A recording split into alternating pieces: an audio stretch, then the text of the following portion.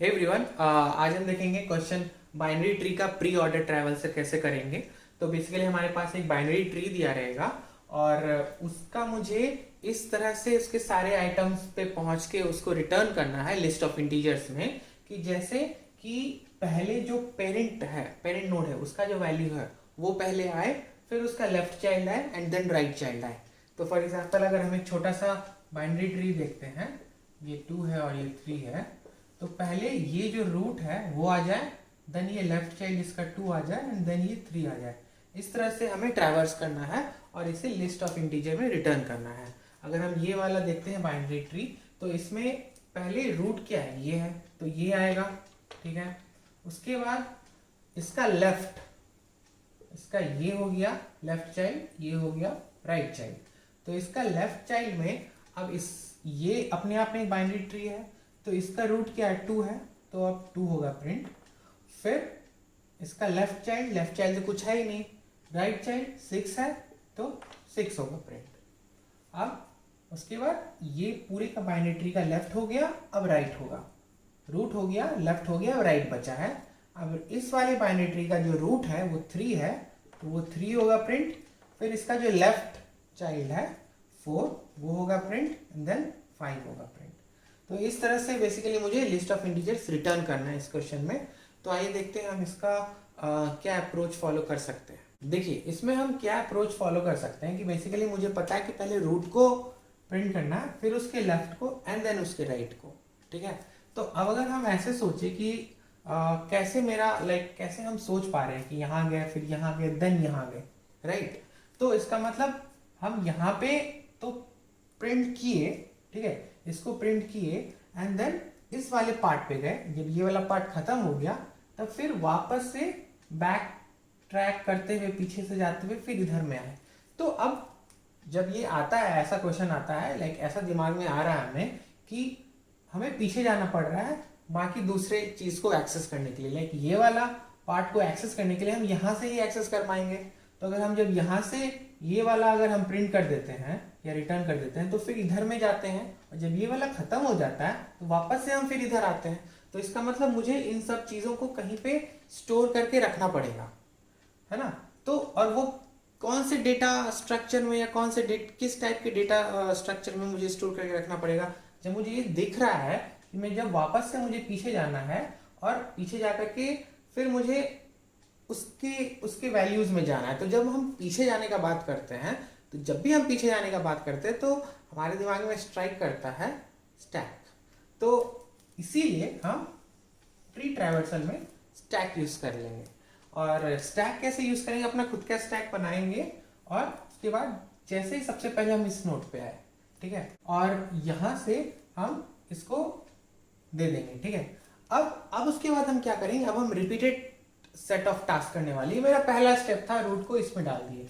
अब हमारा repeated set of task में क्या है, बेसिकली ये देख रहे हैं कि हमारा स्टैक खाली नहीं हुआ है, तो हम इसको निकालेंगे। तो हमारे पास 1 निकलेगा, 1 को हम रिजल्ट में ऐड कर देंगे क्योंकि सबसे पहले रूट आना है प्री ऑर्डर ट्रैवर्सल में। तो रूट आ गया। अब हम क्या करेंगे, ये वाला जो पार्ट है पहले, उसके बाद ये वाला पार्ट आएगा, देन ये वाला पार्ट आएगा। तो ये वाला पार्ट बाद में आएगा, पहले ये वाला पार्ट आएगा। तो अगर हम स्टैक का डेटा स्ट्रक्चर सोचे तो ये वाला पार्ट बाद में आएगा, तो इसको हम पहले इंसर्ट कर देंगे, ठीक है, तब इस पे जाएंगे।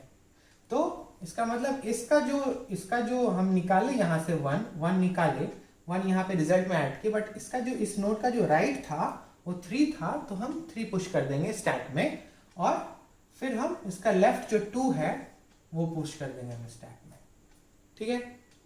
अब क्या करेंगे, अब फिर से पॉप करेंगे। जब वापस से फिर से पॉप करेंगे, देखेंगे स्टैक खाली नहीं हुआ है, तो हम पॉप करेंगे, तो 2 मेरे पास आएगा, 2 को हम रिजल्ट में ऐड कर देंगे। और उसके बाद क्या करेंगे, 2 हट जाएगा यहां से। तो अब 2 का जो राइट है वो पुश करेंगे क्योंकि राइट बाद में आएगा, ठीक है। 2 का लेफ्ट पुश करेंगे क्या, नहीं करेंगे। हम एक सिंपल चेक लगा देंगे कि अगर इसका लेफ्ट नल है तो नहीं पुश करेंगे, या राइट नल है तो नहीं पुश करेंगे। तो इसका लेफ्ट नल है तो ये पुश नहीं करेंगे, ठीक है। तो अब ये हो गया, ये वाला प्रोपोर्शन हो गया। अब वापस से हम देखेंगे स्टैक खाली है नहीं है खाली, तो हम पॉप करेंगे। तो ये 6 जो है यहाँ पे हम रिटर्न मतलब रिजल्ट में ऐड कर देंगे। और अब हम क्या देखेंगे, 6 का लेफ्ट है क्या, नहीं है, राइट राइट है क्या, नहीं है, लेफ्ट है क्या, नहीं है। ठीक है, तो अब कुछ बचा नहीं है, तो फिर से पॉप करेंगे क्योंकि स्टैक अभी भी खाली नहीं हुआ है। तो पॉप करेंगे तो मेरे पास 3 आएगा। ठीक है, अब 3 जब आया तो 3 को तो हमने रिजल्ट में ऐड कर दिया। और जब 3 आया तो 3 का फिर हम चेक करेंगे राइट है क्या है तो पुश करेंगे, लेफ्ट है क्या है पुश करेंगे। स्टैक अब फिर से वापस से देखेंगे स्टैक खाली हुआ है नहीं हुआ है, तो पॉप करेंगे 4 को हम रिजल्ट कर देंगे ऐड में। और फिर 4 का चेक करेंगे राइट साइड है क्या, नल है, लेफ्ट साइड है क्या, नल है, कोई बात नहीं, अब कुछ नहीं बचा है करने को, तो फिर से पॉप करेंगे, खाली नहीं हुआ है, और 5 आ जाएगा, ये 5 खाली हो जाएगा। फिर 5 का देखेंगे राइट साइड है क्या, नहीं है, लेफ्ट साइड देखेंगे है क्या, नहीं है, और स्टैक में है क्या, कुछ नहीं है। तो इसका मतलब मेरा ट्रेस आउट हो चुका है। तो 1 2 एंड बेसिकली 6 3 4 5। तो पहले ये वाला पोर्शन होगा, फिर ये वाला पोर्शन होगा। इस वाले पोर्शन में पहले 2 होगा, देन 6 होगा, इसका लेफ्ट है नहीं, फिर इस पोर्शन में 3 होगा, देन इसका 4 होगा और 5 होगा। तो ये मेरा प्री ऑर्डर ट्रैवर्सल हो गया हमारा खुद का स्टैक बना करके। तो आइए देखते हैं इसका कोड कैसे लिख सकते हैं। जिस तरह से मैंने बताया उसी तरह से हम ट्राई करेंगे लिखने का। इस बाइनरी ट्री के एक नोड का स्ट्रक्चर देख रहे थे कि हम कैसे क्लास में रिप्रेजेंट करेंगे। तो ये हमारा क्लास है, इसके 3 वेरिएबल्स होंगे, एक खुद का वैल्यू होगा और एक लेफ्ट नोड का एड्रेस होल्ड करेगा, एक राइट नोड का एड्रेस होल्ड करेगा। बेसिकली लेफ्ट चाइल्ड होगा और एक राइट चाइल्ड होगा। तो उसका कंस्ट्रक्टर है और उसमें अगर हमें जब भी नोड बनाना है तो हम ये यूज़ करके बना सकते हैं। इसका डिफ़ॉल्ट वैल्यू 0 नल नल है और इस तरह से हम असाइन करें। तो ये हमारा सिंपल क्लास को कैसे क्लास में कैसे रिप्रेजेंट करेंगे एक बाइनरी के नोड को, तो वो दिया हुआ है। आइए देखिए इस कोड को कैसे लिखते हैं। तो हमारे पास एक मेन जो ये हमारा मेथड है वो लिस्ट ऑफ इंटीजर्स रिटर्न करेगा और इसे रूट नोड का एड्रेस मिला हुआ है। तो अब हमने एक रिजल्ट बना लिया, एम्प्टी रिजल्ट, और लास्ट में हम यहीं पे रिटर्न करेंगे इसी रिजल्ट को। अगर ये रूट नोड में नल रहा तो empty list of integers return होगा। फिर मैंने एक स्टैक बना लिया और स्टैक जो होगा हमारा वो ट्री नोड टाइप का ही होने वाला है। तो उसी का स्टैक बना लिया। अब क्या करने वाले हैं हम कि जो हमने रूट लिया उसको एक मैंने करंट वेरिएबल में डाल दिया, जस्ट कि हम उसको ट्रैक कर पाए, लाइक अपडेट कर पाए करंट को, करंट डॉट राइट या लेफ्ट से। अब देखिए अब ये मैंने पुश कर दिया है स्टैक में करंट को, अगर नल नहीं है तो मेरे केस ये वाले केस में 1 मैंने पुश कर दिया। ठीक है, अब मुझे बार बार करना क्या है, मुझे इसे निकालना है, इसको रिजल्ट में ऐड करना है, इसके राइट को पुश करना है, इसके लेफ्ट को पुश करना है, दैट्स इट। तो हम क्या करेंगे, यहाँ पे हम बार बार जो रिपीट करेंगे उस चीज़ को लिखते हैं कि हम क्या करेंगे, ये जो इसमें जो वैल्यू है, ठीक है, उसको हम पॉप करेंगे, निकालेंगे और उसको रिजल्ट में ऐड करेंगे और उसके राइट और लेफ्ट को पुश करेंगे। तो हम यहाँ पे क्या करेंगे, ये हमारा रिजल्ट है, इसको हम पॉप करेंगे पहले, current equals to st dot pop, pop हो गया, इस वाले नोड में आ गया, एक जो करंट वेरिएबल है यहाँ पे आ गया। अब हम क्या करेंगे, इसके वैल्यू को हमें रिजल्ट में ऐड करना है, तो हमने रिजल्ट में ऐड कर देंगे यहाँ पे करंट डॉट वैल में। ओके, अब हम क्या करेंगे, इसका राइट नोड को ट्राई करेंगे पुश करने का, बट चेक करेंगे कि राइट नोड है तो नहीं। तो करंट डॉट राइट अगर नल नहीं है, अगर करंट डॉट राइट नल नहीं है तो ही हम स्टैक में पुश करेंगे करंट डॉट राइट। ठीक है, उसी तरह सिमिलरली अगर करंट डॉट लेफ्ट नल नहीं है तो हम पुश करेंगे करंट डॉट लेफ्ट।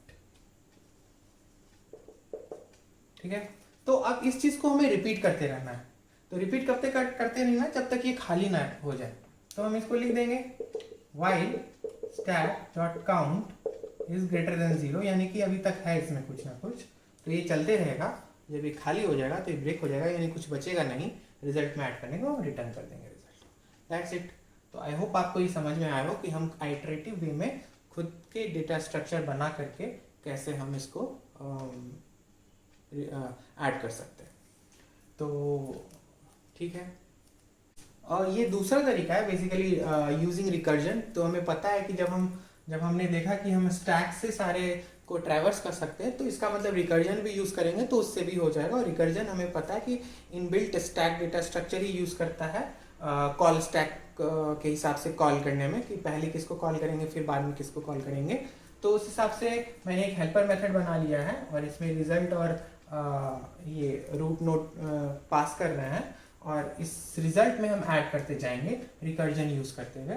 तो इसको हेल्पर मेथड बनाया क्योंकि बार बार मुझे कॉल करना है, तो उस केस में मुझे रिजल्ट में भी ऐड करते रहना पड़ेगा, इसलिए मैंने हेल्पर मेथड बना लिया है। यहाँ से ट्रिगर कर रहे हैं और रिजल्ट में ऐड कर देंगे, फाइनली रिटर्न कर देंगे रिजल्ट। ये वाले का रिकर्जन है तो बेस केस हमारा देना पड़ेगा, अगर रूट नल हो जाएगा तो वापस से रिकर्जन ना करे, पीछे जाए, तो इसलिए पीछे जाने का ये कंडीशन है।